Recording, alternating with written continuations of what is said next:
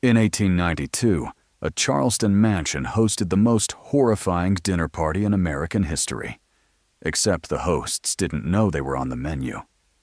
Eliza Reed, a 24-year-old black maid, served her master a broth so rich, so carefully prepared, that he praised her cooking even as he consumed his own overseer's marrow.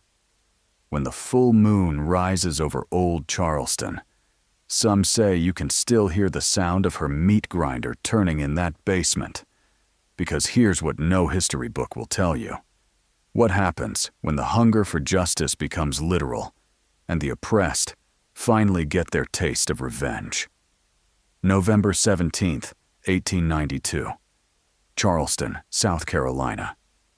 27 years since the last chain fell, yet Eliza Reed's hands are still bleeding. The lye soap does that. Strips skin down to raw pink flesh. And Mistress Caroline insists on the hottest water possible because cold water leaves streaks, and streaks mean punishment, and punishment means the leather strap that hangs behind the pantry door. Eliza is on her knees in the grand foyer, scrubbing marble that cost more than her parents earned in their entire lives. Marble shipped from Italy, while her people picked cotton in fields that should have been theirs by law, by promise, by blood. Above her head, crystal chandeliers capture afternoon light and throw rainbows across walls, papered in French silk. The Whitmores are having their pre-dinner sherry in the parlor, their laughter floating down like ash from a distant fire. Theodore's voice booms about textile profits, about how these freed Negroes should be grateful for employment, how they're naturally suited for the work. Caroline's responding trill sounds like breaking glass. Their son Victor says something Eliza cannot quite hear, but she knows the tone, has learned to read the particular frequency of his voice, the way rabbits learn the shadow of hawks. The mansion smells of roasting meat, of bread bacon, of cinnamon. Caroline orders by the pound. Down in the basement where Eliza sleeps, the smell is mildew and coal dust, and her own sweat soaked into a straw mattress. 2 worlds, 1 house, 2 realities, separated by floorboards and centuries of deliberately cultivated cruelty. Eliza was born in 1868, 3 years into a freedom that tasted like broken promises. Her father Gabriel had believed in 40 acres and a mule, in Reconstruction, in the possibility of justice. He'd worked the Whitmore textile mill for 6 years, saved every penny, demanded his wages in full when Theodore tried to pay him in company scrip. 2 weeks later, their cabin burned. Accidental, the sheriff ruled, despite the smell of kerosene, despite the threats. Gabriel and her mother Ruth died choking on smoke while their white neighbors watched. Eliza was 12. She remembers her father's hands, how gently they'd held her face the morning of the fire, how he'd been teaching her to read from his worn Bible. She remembers her mother's songs, African melodies her grandmother had carried across the middle passage in her throat. After the fire, she had nowhere. She took work where she could find it, in white households where black girls were cheap and invisible and replaceable. The Whitmores hired her when she was 14. 10 years now. A decade of making herself small, of swallowing rage like bitter medicine, of learning that survival means silence. She knows every inch of this mansion now, every creaking stair and loose floorboard. She knows Theodore keeps cash in his study desk, that Caroline's laudanum bottle is always 3/4 empty, that Victor comes to the kitchen at night expecting her to be grateful for his attention. She knows Harris, the overseer, drinks himself stupid every Saturday, that the meat grinder in the basement can pulverize bone if you feed it slow, that oleander grows wild in the garden and Caroline clips it for flower arrangements, never understanding that beauty and death grow from the same root. The dinner bell rings. Eliza rises from her scrubbing, washes her hands as carefully as she can, puts on the clean apron Caroline insists upon for serving. 24 years old. Her mother's cheekbones, her father's eyes, her grandmother's mouth that knew how to hold secrets.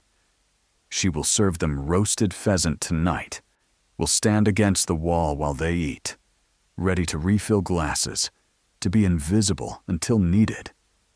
She will watch them tear flesh with silver forks, will see grease shine on Theodore's lips, will note how Victor watches her over his wineglass with eyes that promise another nighttime visit she cannot refuse.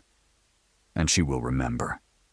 Every slight, every cruelty, every time Caroline struck her for invisible dust, every time Theodore docked her wages for imagined infractions, every time Victor cornered her, every time they reminded her that freedom was a word that meant something different for white people and black people, that emancipation was a legal fiction, that she would die in service to people who saw her as less than the horses in their stable.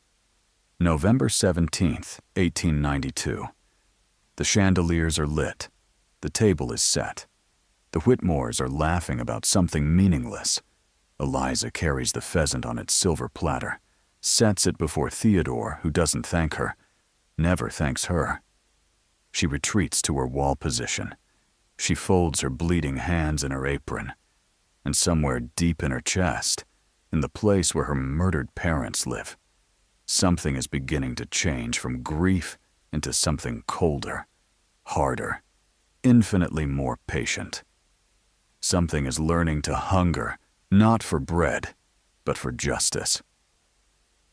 The morning Caroline finds out, the dogwoods are blooming early, confused by an unseasonable warm spell.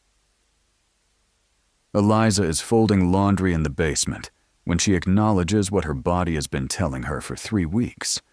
She is late. She is never late. She knows why, knows exactly which night, which violation, which time Victor decided he wanted dessert after the household slept. She cannot have this child. There's no way to have this child.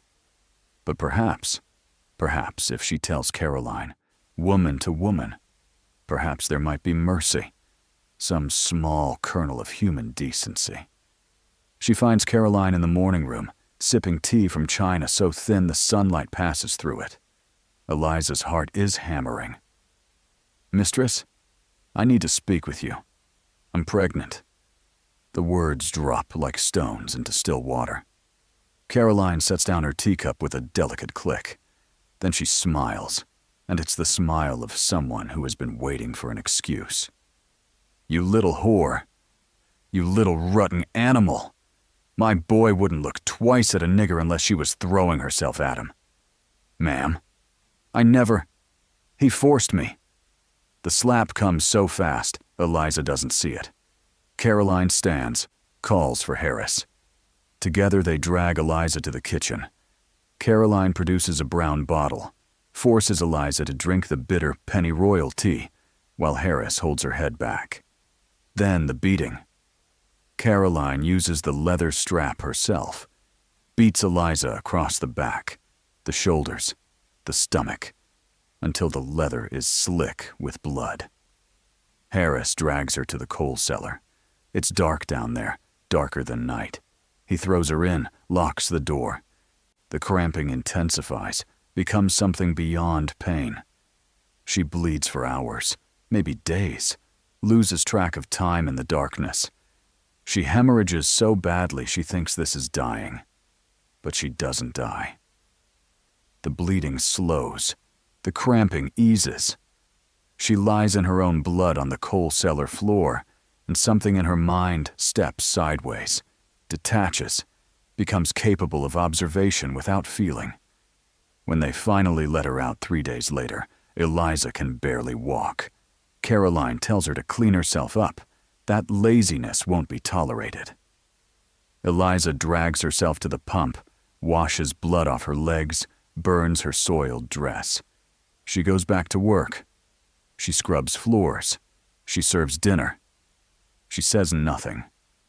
But inside, in the place where her child died, something new is growing. Crystal clear understanding that these people will never see her as human, will never grant her dignity, will never face justice through any legitimate means. The law protects them. Society protects them. She begins to notice things she never noticed before. The way Caroline takes her laudanum every night before bed, double doses now. The way Theodore keeps the same schedule. The way Victor drinks too much port after dinner. The way Harris keeps his whiskey in the basement workshop, drinks himself into stupors every Saturday night. She notices the meat grinder Theodore had installed for making sausages. How powerful it is. How it can pulverize bone into fragments if you feed it slowly. She notices the rat poison in the pantry, the arsenic kind. She notices the oleander Caroline loves for arrangements. She notices every knife in the kitchen, knows which are sharpest, which would be best for butchering. She reads when she can steal moments. Theodore's library is full of books he's never opened, medical texts and chemistry manuals. She learns about toxic plants, about lethal doses, about human anatomy, where to cut, how deep. She's always been good at remembering things. Her father taught her that. Now she's educating herself in subjects no school would ever teach. 3 months pass. Autumn becomes winter. Eliza's body heals, but her mind continues its transformation. She was perfectly obedient now, perfectly submissive, the ideal servant. Caroline even comments on it, says the beating must have taught her her place. Victor tries to corner her again, but she submits, without resistance. Becomes so passive it disturbs him, he stops coming around as much. But she's not broken. She's calcifying, becoming diamond hard and just as cold. She thinks about her grandmother's stories, about justice that didn't come from white man's courts, about how in the old country they dealt with those who violated sacred bonds, about rituals and retribution, about how consuming your enemy's strength makes it your own. She thinks about her parents burning alive, about working 10 years for people who see her as livestock, about the child who died inside her because she was raped and then punished for being raped, about every black person in Charleston living under this same system, this machinery of casual cruelty that grinds on generation after generation. She thinks about hunger, not for food, though she's often hungry. Hunger for justice. Hunger that can only be satisfied by the most primal form of taking back what was stolen, consuming the consumer, devouring the devourer, making them sustenance, making them serve her needs the way she's been forced to serve theirs.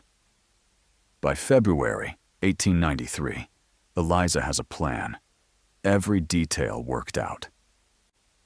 Every contingency considered. She knows exactly what she's going to do, how she's going to do it, and why. The why writes itself in her scars, in her murdered baby, in her parents' graves, in 250 years of unpaid debts. She begins to gather supplies. A bottle here, a tool there, nothing suspicious. She is invisible, after all. She prepares herself mentally, spiritually, allows the last remnants of mercy to burn away. She becomes capable of what's necessary. She becomes the instrument of her own liberation. March arrives. The dogwoods bloom again, and Eliza Reed begins her campaign of justice. She begins with Harris, because Harris is easiest, because Harris is the weapon Caroline and Theodore wield. She begins to plan his death with the same care Theodore plans his business ventures. The house smells like spring flowers. The kitchen is warm with baking bread, and in the basement, sharpening knives by candlelight, Eliza Reed smiles for the first time in months. The smile of hunger about to be fed.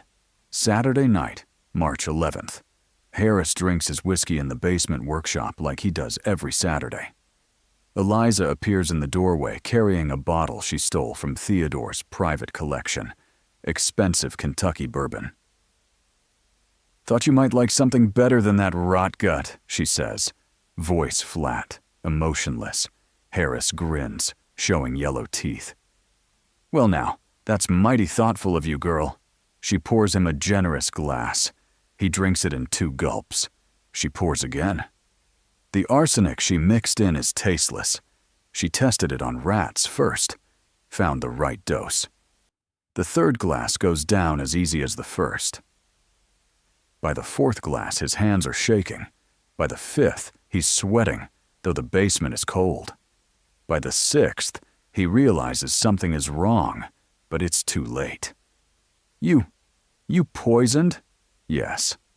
For my baby, for my parents, for every person you ever hurt. This is justice, Mr. Harris." He tries to call for help, but his voice is a wheeze. He collapses, vomits blood. It takes 20 minutes for him to die, while Eliza watches with detached interest. When his eyes finally fix, she feels nothing. Just a check mark on her internal ledger. 1 down. Then the work begins. She lays down plastic tarps, strips his body, burns his clothes. Then she begins cutting. She's watched Theodore's hunters dress deer, understands the basic principles. Separate meat from bone, work systematically. It takes hours. Every cut is a prayer. Every separation of joint an act of reclamation. The meat goes into bags she'll bury. The bones she cleans meticulously, then feeds through the grinder, slow and careful, pulverizing them into powder. By dawn, Harris has been reduced to components. She cleans the workshop with thoroughness, honed over 10 years, removes every trace. She takes the ground bone to the kitchen, stores it in mason jars in the back of the pantry. Then she washes, burns her clothes, dresses clean. When Theodore asks where Harris is, she says she doesn't know. Maybe he went into town. Theodore grumbles about unreliable help but doesn't investigate. 2 weeks pass. Victor's birthday arrives April 2nd. Caroline plans a small dinner. Eliza offers to bake the cake. The cake is beautiful, 3 layers with buttercream frosting, decorated with flowers. Except Eliza doesn't use violets. She uses oleander flowers, so similar in appearance, their toxic beauty indistinguishable. She grinds the flowers into the frosting, calculates the dose carefully. Victor makes it through dinner. Then his stomach cramps. His heart begins racing. He vomits. The doctor diagnoses acute gastritis. Victor dies at midnight. Eliza stands in the corner watching every second, remembering every night he came to her room uninvited. This is for her baby.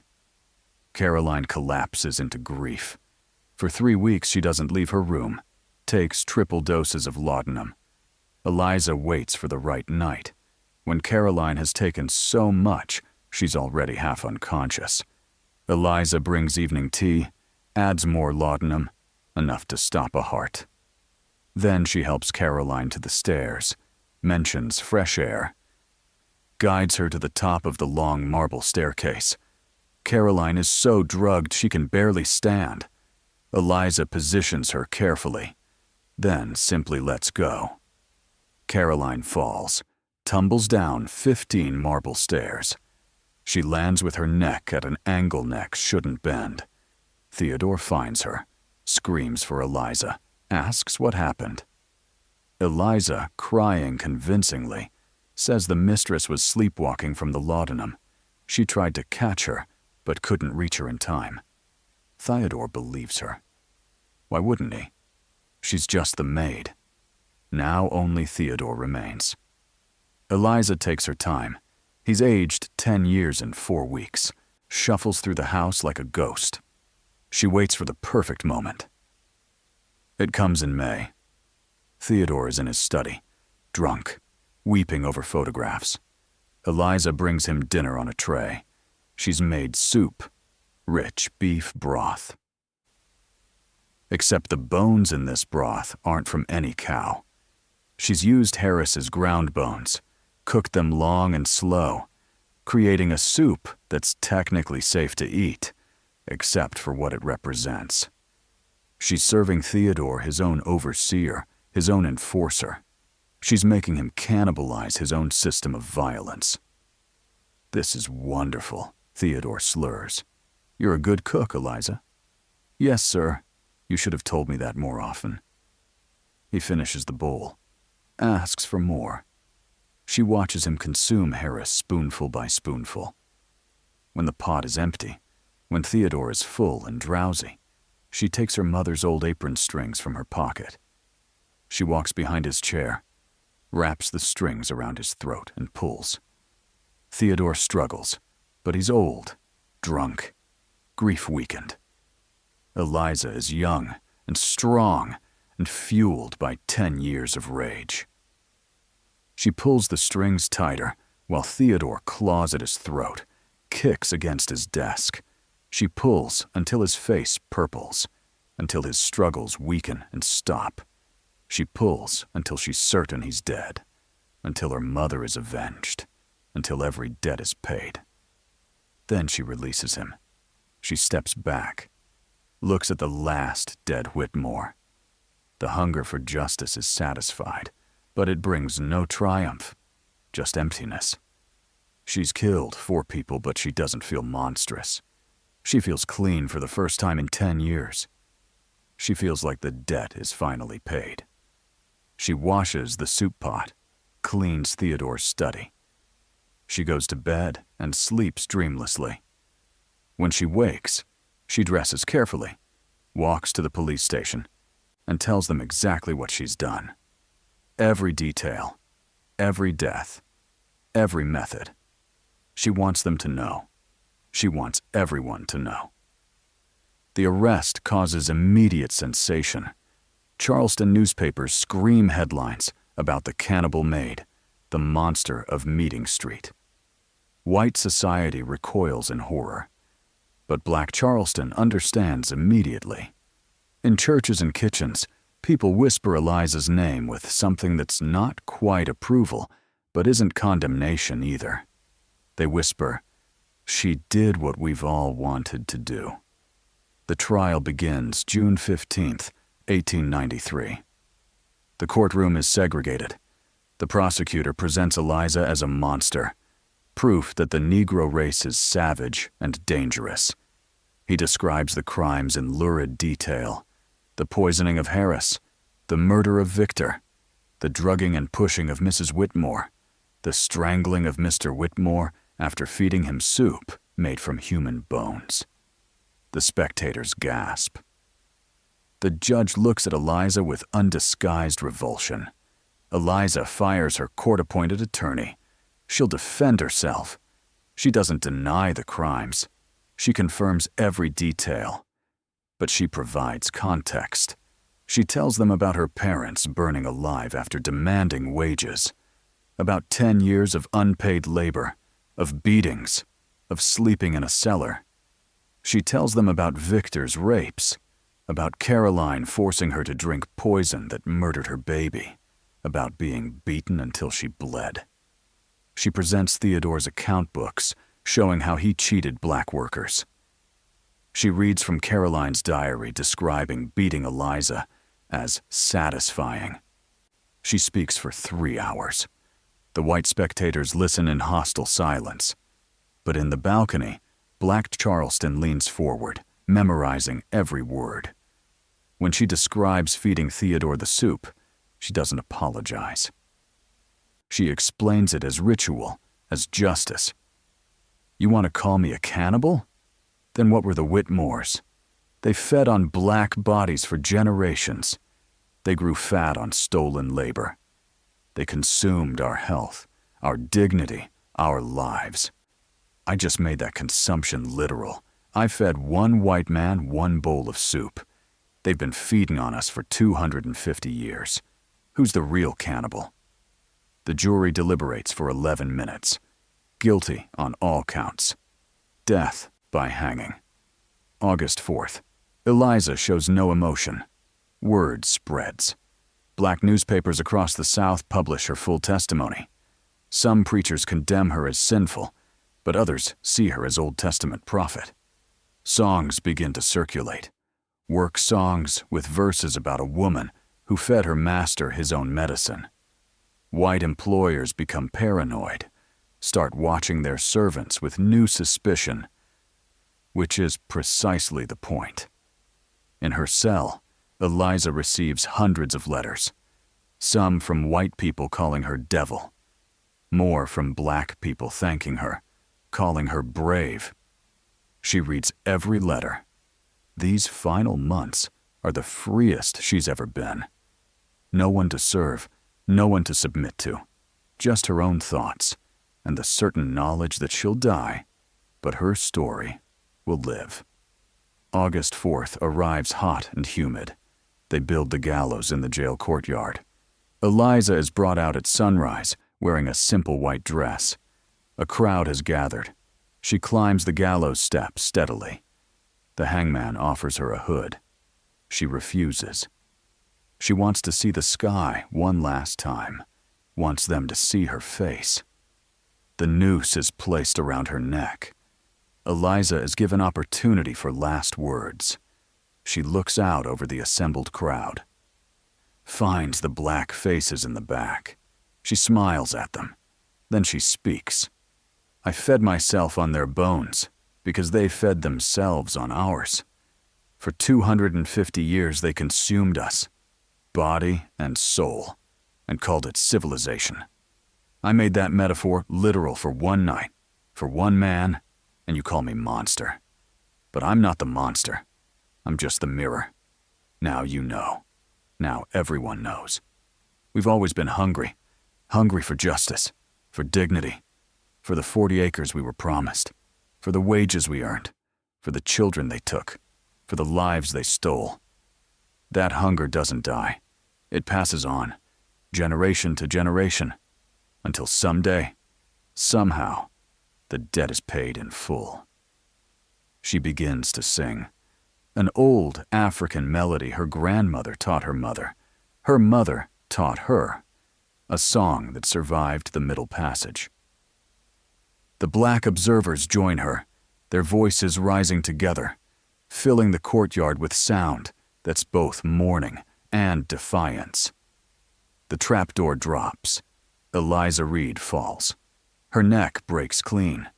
Death instantaneous. The white observers shuffle away quickly, but the black witnesses stay, singing until the guards force them to leave.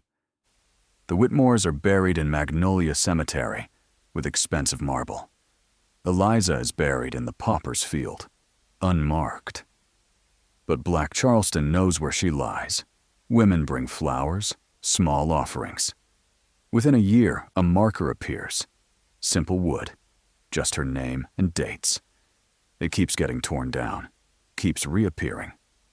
Her story spreads beyond Charleston. During the Civil Rights Movement, activists invoke her name. During Black Power era, she becomes icon. We've always been hungry becomes a slogan, a reminder that oppression extracts costs that eventually come due. White Charleston tries to forget her, scrubs her from official histories, but she persists and whispers. The Whitmore Mansion is torn down in 1923, no one wanting to live where such horror occurred. Modern historians debate Eliza Reed. Was she serial killer or revolutionary? The truth is, she was both, neither, something more complex than categories allow. She was a woman pushed beyond endurance, who chose to push back. She was a woman who literalized the metaphor of consumption, who made visible the cannibalism inherent in systems of exploitation. Her legacy lives in every conversation about domestic workers' rights, in every discussion of how trauma transforms people, in every acknowledgement that oppression doesn't create passive victims. She lives in the understanding that you cannot chain people for generations and not expect eventual retribution. She lives in the truth that hunger for justice is the most powerful force in human experience, and hungry people will eventually feed themselves by whatever means necessary. On August 4th, some people still gather at the pauper's field. They bring flowers, pour libations, sing the old song. They remember Eliza Reed, the cannibal maid who turned her master's bones to broth, who fed justice on a silver spoon, who showed the world that sometimes the only way out of hell is through fire. They remember, and in remembering, they ensured that the hunger she embodied, that righteous, terrible, necessary hunger for justice, never quite dies, but persists like a low flame, waiting for the next moment when oppression pushes someone too far and they push back.